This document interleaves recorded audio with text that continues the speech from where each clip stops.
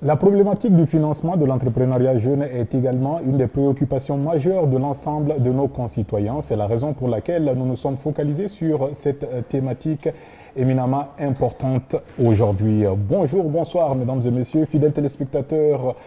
Bienvenue dans votre clinique emploi d'aujourd'hui depuis l'hôtel Les Colibris de Bamako. Aujourd'hui, nous recevons une dame qui se trouve être la directrice d'une institution qui s'appelle la BRVM, la Bourse régionale des valeurs mobilières. Bonjour, bonsoir à Madame Awa Bagayoko. Bienvenue sur le plateau de Clinique Emploi.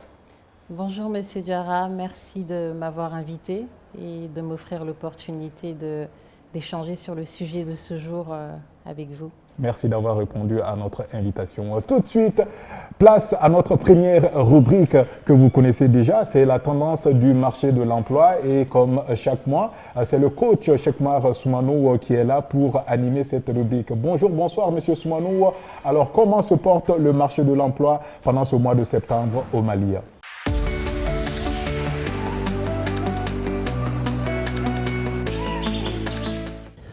Bonjour Bradox, bonjour à nos téléspectateurs, bonjour Madame Bagayogo, merci d'avoir accepté notre invitation. D'ailleurs, c'est la première dame qui vient sur ce plateau, donc c'est tout un honneur pour nous. Alors, ce mois de septembre, le marché de l'emploi s'est montré très dynamique, dans le sens où il y a eu beaucoup de formations déjà des aspirants entrepreneurs, qui ont voulu véritablement se lancer dans l'entrepreneuriat. Donc, mais déjà, il y a eu des structures qui les ont formés en éducation financière. Donc, on peut noter cela. Il y a eu également des renforcements des capacités pour des entrepreneurs qui éprouvent des difficultés, soit à accéder à des financements, soit à pouvoir accéder au marché. Donc là également, il y a eu 25 PME qui ont reçu des programmes de renforcement des capacités leur permettant justement de juguler les problèmes auxquels elles sont confrontées. Le marché de l'emploi s'est aussi traduit par les retombées positives, si je puis dire, de la participation de notre pays au forum Russie-Afrique qui s'est tenu au mois de juillet à Saint-Pétersbourg. Donc il y a eu des conventions qui ont été signées entre l'État du Mali et certaines structures de la Fédération de Russie. Donc je pense que nous sommes en train d'assister à cela, à des retombées positives. Et aussi, il faut noter qu'également, ce mois de septembre s'est traduit par le lancement du programme de formation des stages au profit de 2000 jeunes sélectionnés par l'Agence pour la promotion de l'emploi des jeunes pour renforcer justement les capacités de ces jeunes-là afin qu'ils puissent acquérir une première expérience professionnelle. Donc, Bradox, ce qu'on peut dire, effectivement, il y a eu un engouement non seulement pour l'entrepreneuriat, mais aussi il y a eu beaucoup d'offres, et nous le verrons tout à l'heure dans notre seconde rubrique. Je vous remercie. Merci beaucoup, Chekmar Soumanou, que nous allons retrouver justement en fin d'émission pour animer la deuxième rubrique, c'est-à-dire le bon coin des opportunités d'emploi au Mali. Retour sur ce plateau avec notre invité du jour, je vous le rappelle, qui est Madame Awa Bakayoko. D'ores et déjà, comment se définit la BRVM et quelle serait l'utilité de cette institution peu connue de la majorité des Maliens? Bonjour à tous, je voudrais commencer mon intervention par saluer les téléspectateurs. Bonjour à vous. Alors la BRVM est la Bourse régionale des valeurs mobilières. C'est la première bourse qui est partagée par plusieurs pays en même temps et depuis qui a été suivie par la Bourse de l'Afrique de l'Est. Donc la BRVM existe depuis 1998 opérationnelle et nous avons 4 missions essentielles. L'organisation du marché financier, la négociation et la cotation des valeurs mobilières, la diffusion des informations financières des entreprises qui sont cotées sur le marché financier, et puis la promotion et le développement du marché financier dans nos pays. D'accord. Alors, comment se traduit concrètement la contribution de la BRVM dans le développement de l'entrepreneuriat jeune, puisque nous sommes dans la clinique emploi, nous parlons justement, nous faisons la promotion de l'emploi, de la création d'emplois et de l'entrepreneuriat jeune. Quelle est la contribution de votre institution dans le développement? Je vais commencer par dire que la contribution de la BRVM du marché financier de l'UEMOA dans l'entrepreneuriat, dans le financement déjà des entreprises est importante, puisque la BRVM est un marché qui offre un nouveau, ou en tout cas un mécanisme de financement différent aux entreprises. Nous sommes dans un système financier qui n'est pas en capacité de financer nos entreprises, qui, elles, pourtant portent le développement de nos économies. La BRVM offre un marché, un mécanisme de financement alternatif pour pouvoir les financer. D'où sa grande utilité. Vous les trouverez, les bourses, je veux dire, dans les pays développés de manière générale. Et puis, donc ce n'est pas quelque chose de nouveau. Pour répondre à votre question sur le soutien de la BRVM à l'entrepreneuriat jeune, la BRVM est très engagée auprès des projets jeunes, des jeunes pousses, comme on les appelle. Nous, on s'intéresse en particulier aux startups. Les startups, parce que nous avons réalisé depuis la crise du Covid et puis les différentes crises que nous avons connues à l'échelle mondiale et peut-être un peu plus aussi à l'échelle africaine, que 3 secteurs sont incontournables. C'est des secteurs qui sont devenus incontournables. Ce sont les secteurs de la santé, du numérique et puis de la transition énergétique. Dans ce sens-là, nous, BRVM, nous accompagnons beaucoup les projets de ce type-là. Ça ne veut pas dire que les autres secteurs ne sont pas accompagnés, évidemment, mais je parlais des startups et souvent on les localise dans ces secteurs-là et on sait que ces secteurs sont devenus incontournables depuis ces différentes crises. Nous leur offrons des programmes d'accompagnement. Nous faisons un certain nombre d'activités, tout ce qui est concours des meilleurs, par exemple, projets auxquels nous offrons des plateformes pour se développer, que nous finançons aussi d'une certaine manière. Nous avons remarqué ces dernières années, après les crises de Covid et puis les différentes crises, que 3 secteurs devenaient incontournables dans nos économies. La santé, le numérique et puis la transition énergétique. Donc nous accompagnons beaucoup les startups dans ce sens-là, dans ces secteurs-là, mais pas que, évidemment.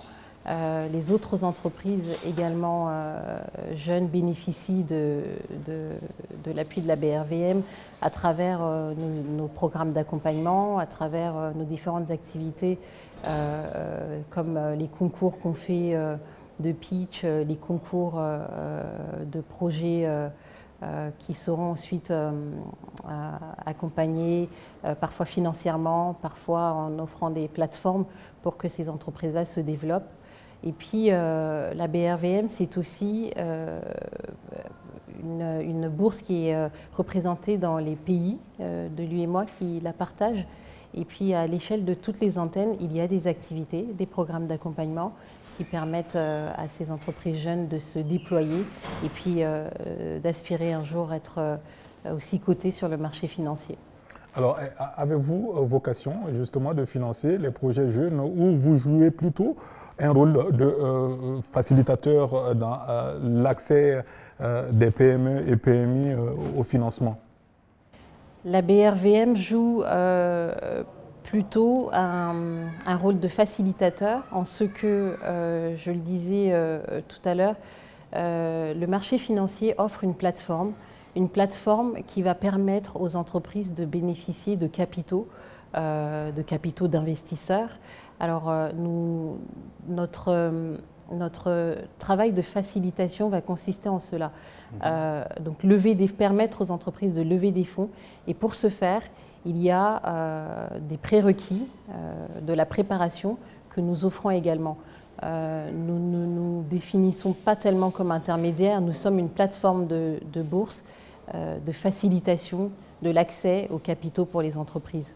Au-delà de ce rôle facilitateur, est-ce que vous allez apporter un soutien, on va dire, entre guillemets, financier, justement, pour dynamiser l'entrepreneuriat jeune? Alors, le soutien financier va venir plutôt des investisseurs, puisque nous-mêmes, en tant que bourse, nous ne sommes pas une banque. C'est-à-dire que nous n'avons pas, d'ailleurs même les banques, ce n'est pas des capitaux qui leur appartiennent pleinement, ce sont des capitaux de leurs clients. Nous, pareil, ça va se passer un petit peu sous ce format-là, c'est que ce sont des capitaux des épargnants qui vont permettre de financer les entreprises qui vont donc être cotées sur le marché financier. Alors, quels sont les leviers dont vous disposez justement pour alléger les mécanismes de financement des projets structurants? Alors, quand on parle de projets structurants, j'entends le secteur public. C'est ce secteur-là, donc l'État, les collectivités territoriales, tout ça qui finance des projets structurants. Et c'est des financements justement qui demandent énormément de capitaux, des capitaux qui aujourd'hui sont disponibles sur le marché financier. C'est en cela que c'est un levier aussi pour nos États et puis notre secteur public. C'est que ce marché va permettre de lever beaucoup de capitaux sur du long terme. Et puis c'est intéressant pour les États, par exemple, puisque ça va permettre aux populations de pouvoir participer au financement de ces projets structurants qui souvent leur est destiné. Alors tout de suite, nous allons marquer une pause, le temps de proposer un micro-trottoir, puisque nous avons sondé quelques jeunes Maliens qui nous disent ce qu'ils pensent justement de cette problématique du financement de l'entrepreneuriat jeune. C'est tout de suite et on se retrouve juste derrière. Franchement, l'État quand même a mis des projets en place. Si j'ai une bonne mémoire, depuis 2004, nous avons la pêche, nous avons la NPE. Mais je pense que avec tout ça, là, les jeunes n'arrivent pas à trouver l'équilibre par rapport à l'emploi, par rapport au financement des projets, par rapport à comment réussir un projet ou bien à comment gérer une entreprise. Je dirais que franchement, l'État doit encore s'impliquer davantage parce que s'il n'y a pas de suivi, quelle que soit l'initiative prise, quels que soient les projets mis en place, je pense que ça sera à court terme. Donc, si l'État peut quand même toujours intervenir, si ils ont mis des projets en place ou si les jeunes ont mis des projets en place, s'il peut avoir des suivis, je pense que cela va pousser beaucoup d'autres quand même à aller dans ce sens et aussi à s'intégrer et à prendre à bras de corps ce qu'ils ont mis en place ou bien ce qu'ils ont eu comme l'initiative dans le cadre d'emploi. La difficulté dans ces pays, c'est que il n'y a pas assez d'accompagnement. Par exemple, un projet jeune, vous êtes jeune, vous voulez vous lancer dans l'entrepreneuriat. Il vous faut quoi? Il faut du financement, même pas exactement du financement, mais quand même, si vous avez des projets, par exemple, moi j'ai un contrat et puis je dois aboutir à cela. Au niveau de la banque, si vous partez et puis vous voulez des financements, souvent les taux de pourcentage aussi fait que l'entrepreneuriat jeune, ça peut pas aller loin. Parce que une entreprise qui est là, une entreprise jeune, au moins une année, 2 ans, nous n'avons pas assez d'expérience. Souvent, on nous demande, OK, 5 ans d'expérience, 10 ans d'expérience. Comment nous allons faire? Quelqu'un qui veut commencer, si vous lui demandez 5 ans, 10 ans, au moins, bon, il faut qu'il revoie ces trucs-là, quoi. Les projets des jeunes, vraiment, on a besoin d'aide. Sans mentir, on a besoin d'aide. Et puis, il y a un manque de financement. Il y a tout, en fait. On veut avancer, mais on n'a personne pour nous aider. D'abord, les projets sont portés par des jeunes. Et dans la plupart des cas, les jeunes n'ont pas reçu la capacité opérationnelle nécessaire. Ça veut dire quoi? La formation, la qualité requise pour porter, pour le réaliser. Et l'autre facteur qui explique ça, c'est le financement. Vous savez, les jeunes entrepreneurs peinent à bénéficier l'accompagnement qu'est le financement. Parce que pour bénéficier du financement, aujourd'hui, il y a des conditions. Les conditions sont telles que vous verrez un jeune débutant entrepreneur n'est pas en mesure de pouvoir le répondre. Donc, il faut impérativement apporter la réponse quant à la formation. Il faut être d'abord bien formé pour porter le projet et le réaliser. Et secondo, faciliter l'accès au financement. Je pense que beaucoup de jeunes ont peur de se lancer, mais je pense aussi que les jeunes, en fait, doivent prendre le courage de vouloir créer leur propre projet et de vouloir, en fait, aider l'État à se développer. Parce qu'un État est composé de sa population, et la population, c'est, en fait, le pilier, en fait, d'un État. Et sans les jeunes aussi qui sont composés qui sont composés dans cette population-là, l'État ne peut pas se développer un peu. Je crois que c'est d'abord un manque d'information et un manque de formation. Parce que beaucoup de jeunes se lèvent, se lancent dans les activités, c'est bien, mais ne prennent pas le temps d'investir en eux-mêmes d'abord, c'est-à-dire sur leur formation personnelle, professionnelle et leur renforcement des capacités pour pouvoir faire de ces projets réalité et pouvoir exceller dedans. Et pour moi, c'est ça le gros problème. Après, viendra évidemment les questions de fonds, de ressources, que ce soit en ressources financières, que ce soit en ressources humaines, que ce soit en ressources en termes d'opportunités et autres. Il y a des lacunes quand même qui sont observées qu'il faudrait solutionner pour que ce problème devienne une histoire ancienne. Retour donc sur ce plateau avec notre invitée du jour, Madame Awa Bakayoko, je vous le rappelle, qui est la directrice générale de la BRVM. Alors, Madame Bakayoko, quelle stratégie donc vous aviez mise en place pour stimuler justement cette envie chez les jeunes d'investir dans la bourse régionale?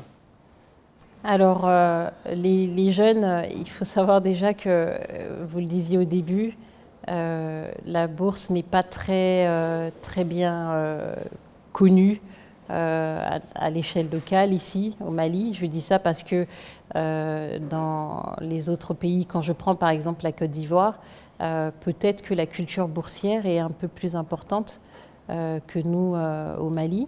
Donc c'est déjà un domaine qui n'est pas très connu. Et lorsqu'on prend les jeunes, bon, ils sont peut-être motivés par des questions déjà de se trouver un emploi. Et puis les questions d'avenir, comment je vais faire pour pouvoir me prendre en charge demain. Cependant, nous faisons beaucoup de webinaires, des séances comme ça de sensibilisation auprès des jeunes, parce que ce sont eux les entrepreneurs de demain, ce sont eux les chefs d'entreprise de demain. Et nous, qu'est-ce qu'on fait dans nos activités? C'est d'attirer les entreprises sur la cote de la BRVM. Bon, pas toutes les entreprises qui sont pertinentes pour le marché financier, parce que tout le monde ne peut pas y aller. Et donc, nous estimons que ce sont ces jeunes-là qui constituent un vivier plus tard de chefs d'entreprise. Et ça veut dire que nous faisons beaucoup de sensibilisation auprès d'eux afin qu'ils puissent intégrer les mécanismes de financement par le marché dans leurs habitudes et puis même qu'ils comprennent mieux. Et dans ce cadre-là, nous offrons ces formations-là. En marge, nous parlons aussi de l'investissement. Aujourd'hui, tout le monde peut se constituer, tout le monde qui est en capacité de vivre, c'est-à-dire de subvenir à ses besoins déjà élémentaires, de manger et puis de se loger. Tout le monde peut être vu comme un épargnant. Donc pour nous aussi, ces jeunes-là, ce sont des personnes qui peuvent épargner peut-être aujourd'hui ou demain, parce qu'ils pourront, c'est-à-dire constituer un portefeuille et puis être en capacité d'investir à la bourse. Donc nous faisons également ces formations-là, parler de marché financier, comment investir sur le marché financier, et nous poussons beaucoup aussi ces jeunes à créer des clubs d'investissement. Les clubs d'investissement permettent c'est-à-dire un certain nombre d'épargnants d'épargner ensemble, donc de partager les risques ensemble et puis de collecter aussi de l'argent ensemble. Donc ça, ce sont des activités qu'on fait aussi pour les inciter à monter des clubs d'investissement. Aujourd'hui au Mali, on a 2 ou 3 clubs d'investissement, c'est très peu. Dans les autres pays, ce sont des clubs pas animés que par des jeunes, mais ça peut être beaucoup animé par des jeunes. Donc nous tenons aussi à ça, d'où aussi nos activités de promotion de ces activités pour qu'ils puissent investir eux aussi en... D'accord. Vous parlez de formation, mais comment les trouver, ces formations-là? Quel est, en fin de compte, le type de communication que vous devriez mettre en place pour passer l'information, pour que les jeunes surtout, sachent que vous donnez des formations ça et là? Comment ça se passe? Est-ce qu'il y a peut-être un déficit au niveau de la communication chez BRVM parce que vous l'aviez vous-même reconnu que c'est une institution peu connue de la majorité des Maliens? Alors, c'est une institution peu connue de la majorité des Maliens, je peux m'exprimer sur ça. À l'échelle de la région, je ne vais peut-être pas utiliser cette remarque-là. Mais la BRVM fait beaucoup d'activités quand même de communication. Peut-être que ce sont les investisseurs plus avisés. Cette méthode de vulgarisation ah oui, absolument, absolument. Lorsque tout simplement nous allons auprès des universités, parce que je vous ai dit, notre engagement auprès des jeunes, c'est vraiment une partie de la population que nous ciblons, parce que, encore une fois, c'est eux qui vont être les chefs d'entreprise de demain et puis les grands investisseurs de demain. Donc nous allons auprès des jeunes, par exemple, dans les universités. La BRVM a beaucoup de conventions avec les universités. De mémoire, je pense que l'antenne même de la BRVM au Mali doit avoir 5 conventions avec 5 universités.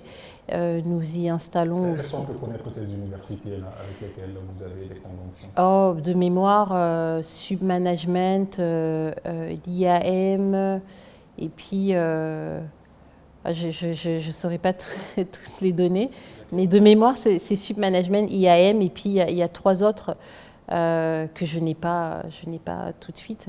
Mais voilà, c'est des conventions que nous signons auprès de ces universités-là. Bon, c'est des conventions qui concernent aussi la mise en place de salles de marché dans ces universités-là. Vous voyez comment nous essayons de nous déployer dès l'apprentissage. Nous allons y mettre des salles de marché pour que les jeunes puissent s'exercer aux activités, aux opérations de bourse dès l'université. Je parlais des formations. Les formations sont dispensées à l'antenne de la bourse. Moi, j'y suis depuis 2 ans.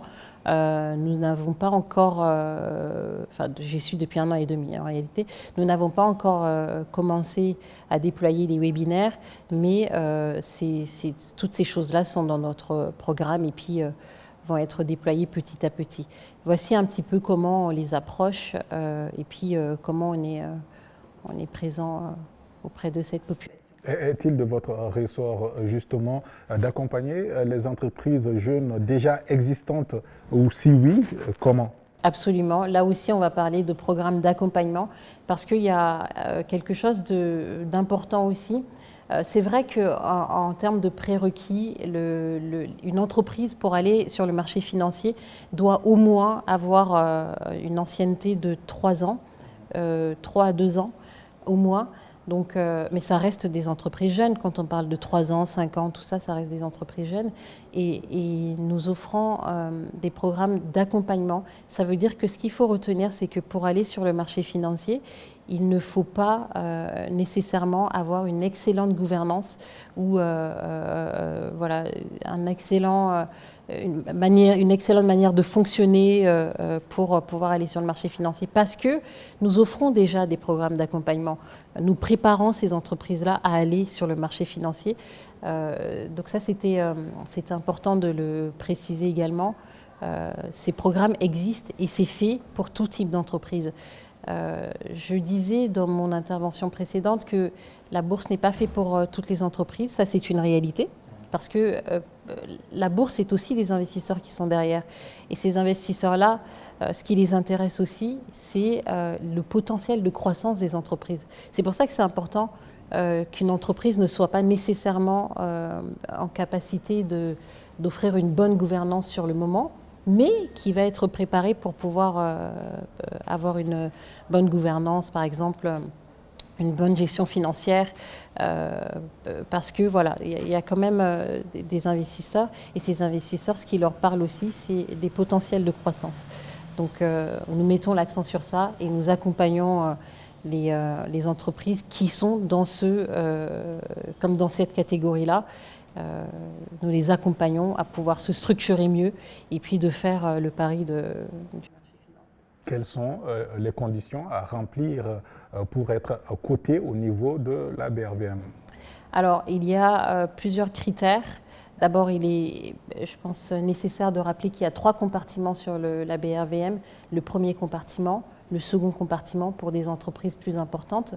Et puis, on a, depuis 2017, un dernier compartiment, le compartiment des PME, qui permet donc d'alléger les critères d'accès au marché financier et puis de permettre à notre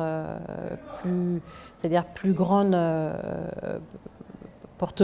notre plus grand portefeuille d'entreprises dans la région, qui sont quand même les PME, pour pouvoir accéder au marché financier. Donc ce sont des critères de forme juridique. Pour aller sur le marché financier, il faut être une société anonyme. Des critères de capital social, il faut avoir un minimum quand même de capital social. Et puis des critères d'état financier, de disponibilité, de business plan, enfin voilà. Les entreprises, on leur offre également des séances de présentation d'informations. Donc je pense que c'est l'occasion ici de les inviter à se rapprocher de l'antenne de la Bourse pour pouvoir connaître plus en détail les conditions d'admission au marché financier, les coûts à faire, et puis les programmes d'accompagnement aussi. On a vu récemment avec la levée des sanctions de l'UEMOA concernant le Mali, évidemment, est-ce que cela a apporté une bouffée d'oxygène au sein de la BRVM parce qu'avant, on était sous embargo? Est-ce qu'il y a eu de véritables contraintes à votre niveau pendant toute la période de l'embargo? Alors, pendant la période de l'embargo, c'est vrai que notre pays a connu quelques difficultés. Nous restons toutefois résilients. Ce qui s'est passé, c'est que l'État du Mali, par exemple, fait beaucoup appel au marché financier. Et ça, nous félicitons d'ailleurs nos autorités pour ça. Il est bon de nous faire participer, nous investisseurs, au financement de nos pays. Il se trouve qu'avec ces sanctions-là, qui étaient des sanctions aussi financières, ce n'était pas qu'économique, nous avons eu, l'État a eu quelques difficultés à pouvoir payer les investisseurs. Je rappelle quand même que les autorités c'est-à-dire les fonds pour payer les investisseurs étaient disponibles, mais l'État n'était pas en capacité de pouvoir effectivement les régler aux investisseurs. Ce sont des difficultés qui se sont passées. Je ne pense pas que ça a entaché la réputation de l'État du Mali, qui est très bon payeur. Il faut regarder simplement l'historique. L'État du Mali paye. Ça, ce n'est pas une problématique. Donc il y a eu ce genre de difficultés. En termes d'investisseurs, parce qu'on parle d'une région, on parle aussi même éventuellement d'investisseurs étrangers, des sanctions financières sur un pays, des sanctions tout court de la CEDEAO sur un pays, c'est quand même un petit peu une mauvaise publicité. Et ça fait qu'il est difficile un peu plus de lever des fonds sur le marché pour financer ces pays-là. Et ça a été les quelques difficultés relevées, mais on s'en est sorti. Et puis l'État du Mali, par exemple, poursuit l'appel au marché financier et nous en sommes très fiers. Oui. Absolument. Je parlais tantôt de cette bouffée d'oxygène justement pour savoir les perspectives d'avenir de la BRVM. Est-ce que le voyant, il est désormais vert? Alors oui, Il est ouvert. il est ouvert. Ce n'est pas que je suis à la BRVM, mais en termes de performance, la bourse se porte bien. Elle pourrait mieux se porter, et ça, je vais peut-être revenir à une... comment dire, à sensibiliser les entreprises à faire appel au marché financier. C'est un mécanisme de financement pour elles qui permet de lever des capitaux, beaucoup de capitaux, sur un long terme. C'est différent du système bancaire, de la levée de la dette au niveau de la banque, qui est un petit peu compliqué. Encore une fois, c'est systémique. Ce n'est pas que les banques ne veulent pas financer les entreprises, mais il est difficile aujourd'hui de toutes les financer. Et les instruments offerts par le marché financier, les entreprises doivent en profiter si elles veulent lever des fonds. On parle beaucoup de difficultés à avoir accès au financement. Il faut en profiter de ce genre de mécanisme. Et pour revenir donc aux performances de la BRVM, elle se porte très bien. Elle pourrait beaucoup mieux se porter s'il y avait justement de nombreuses entreprises qui étaient sur la cote de la BRVM. Aujourd'hui, on a 46 entreprises, la 46e étant le Orange Côte d'Ivoire qui a rejoint en décembre dernier. Ça a été un succès, vous avez peut-être vu passer les informations. Et nous, à l'antenne, on aimerait que les entreprises maliennes puissent faire également ce pari-là et puis venir sur le marché financier. En termes de performance, ça va à la BRVM. Les voyants sont plutôt verts. Quand on compare à d'autres bourses, les voyants sont plutôt verts. Et ça, c'est une bonne chose. En termes de perspective, la BRVM se voit bien plus grande. Depuis l'année dernière, elle est désormais connectée à 7 autres bourses africaines. Et puis, ça permet en fait de faire des opérations de bourse sur pas seulement notre marché financier, mais sur ces marchés également. Ça, c'est une excellente chose. Et puis, nous travaillons à d'autres projets d'interconnexion avec d'autres bourses. Puis voilà, on a d'autres activités, comme par exemple la BRVM TV. Vous parliez tout à l'heure de vulgarisation de la culture boursière.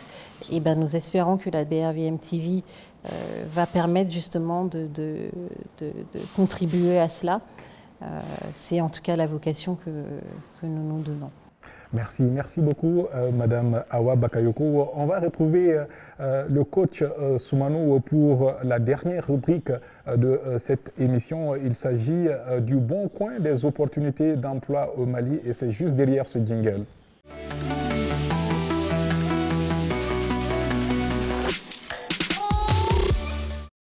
Merci bien, Radox. Merci aussi à notre invité pour tous ces éclaircissements. Aujourd'hui, les bons coins de marché de l'emploi, il y a 3 sous-rubriques. On va commencer par la première sous-rubrique qui consiste à recueillir des questions de la part de nos téléspectateurs. Nous les félicitons encore une fois et nous les remercions pour l'intérêt qu'ils portent à cette émission qui semble, que nous voulons être la solution à la problématique de l'emploi et surtout l'entrepreneuriat jeune. Donc, il y a 5 questions que nous avons recueillies. La première question, il y a un internaute qui nous a demandé de lui faire la différence entre l'investisseur, l'entrepreneur et le spéculateur. Donc, en cela, on va dire que l'entrepreneur, c'est celui-là qui recherche une idée, qui va, en réalisant le plan d'affaires et en étant sûr de l'idée qu'il y a une opportunité d'affaires. Donc, en mettant en œuvre l'idée, il va faire appel à un investisseur qui viendra lui apporter des capitaux, soit à travers l'achat des actions. Comme cela, cet investisseur devient copropriétaire de l'entreprise, soit en achetant des obligations où il devient purement et simplement un prêteur pour l'entreprise. En ce moment, l'entreprise doit lui rembourser le montant qu'elle lui a emprunté et avec des intérêts. Et maintenant, le spéculateur, c'est l'investisseur qui bâtit son gain sur les risques énormes qu'il prend dans une opération financière. Donc voilà la différence entre les trois notions. Il y a un autre internaute qui nous a demandé de lui faire la différence, de lui expliquer c'est quoi un prêt d'honneur.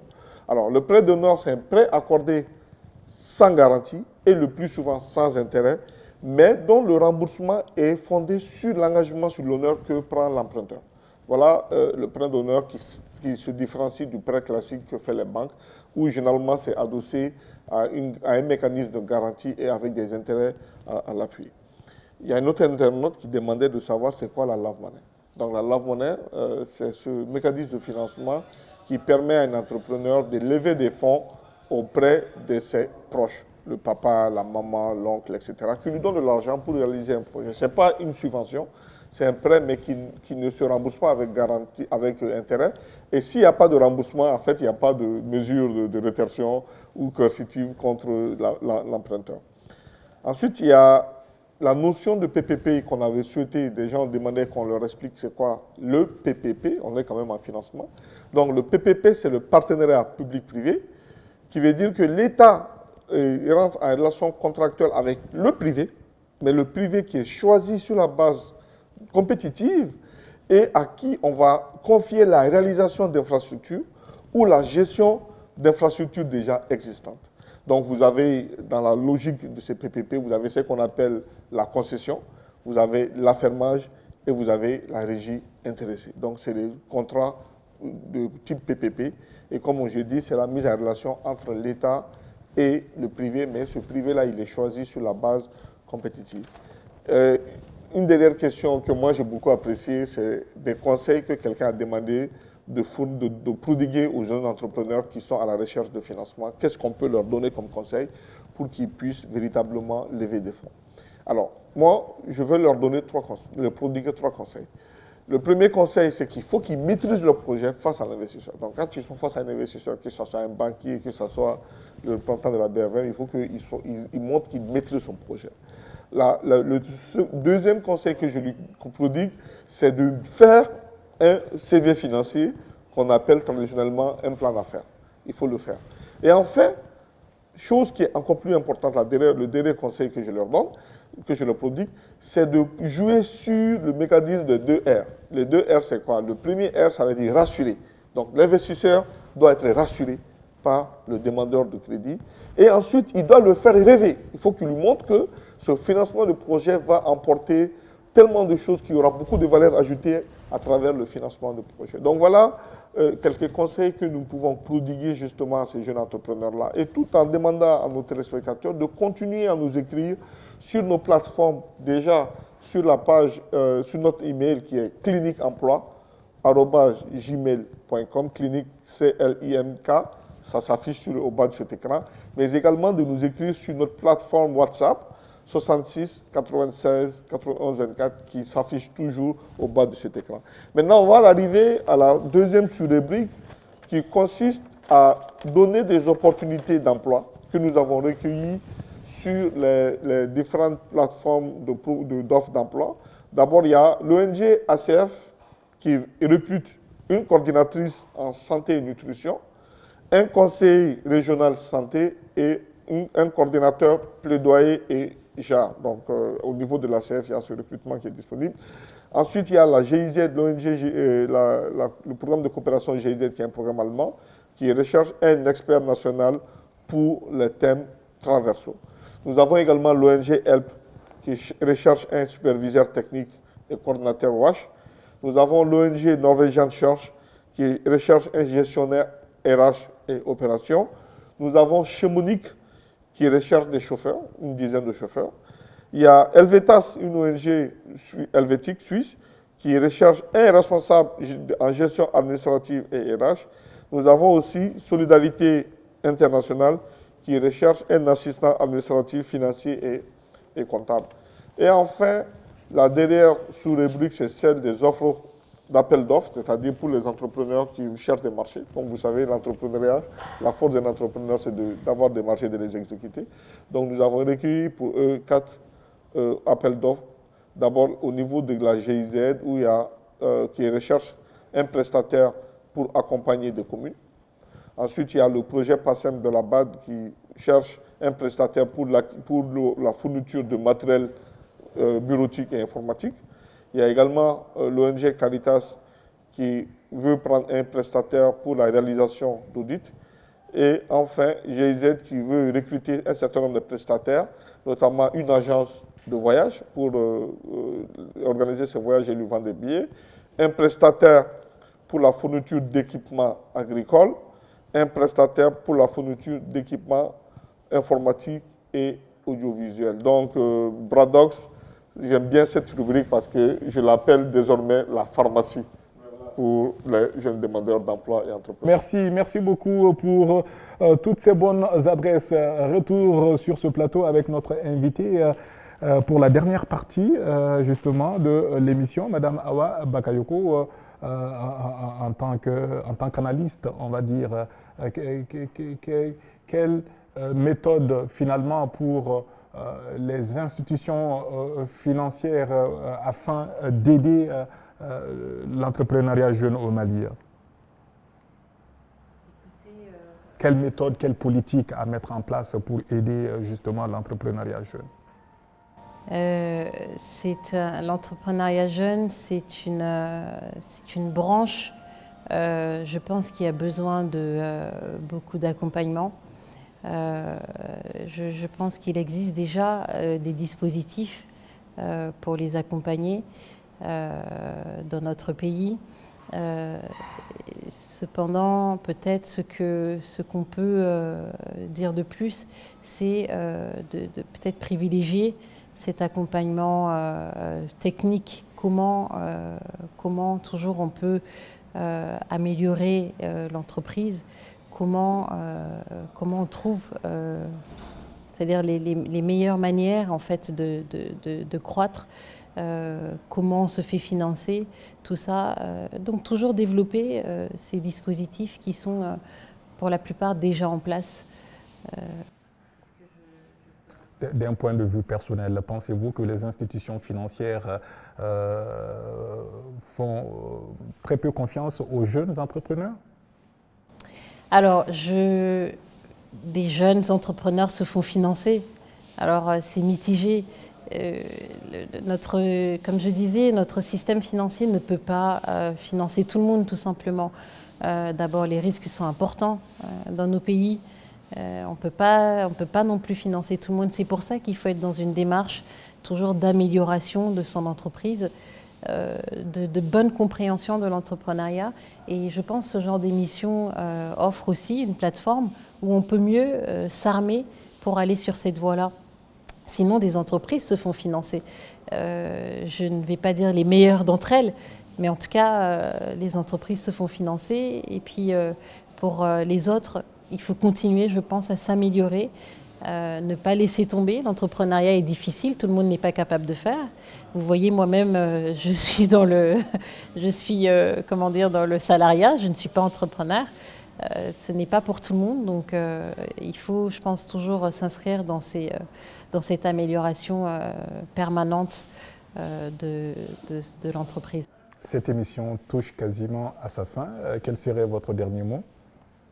Alors, les jeunes sont notre avenir, l'entrepreneuriat est l'avenir de nos économies. Et il me semble qu'il est essentiel et sera de plus en plus essentiel d'intégrer le marché financier dans nos mécanismes de financement si on veut faire le pari du développement. Et ça, c'est très important. Merci d'être passé sur le plateau de Clinique Emploi. Je vous rappelle que nous avions aujourd'hui justement la directrice générale de la BRVM, la Bourse régionale des valeurs mobilières. Un grand merci à la grosse équipe de production de cette émission. Merci à vous qui êtes nos chers téléspectateurs aussi pour votre soutien sans faille à cette émission Clinique Emploi. On se donne rendez-vous Inch'Allah, le mois prochain pour un autre numéro. D'ici là, portez-vous très très bien. À bientôt.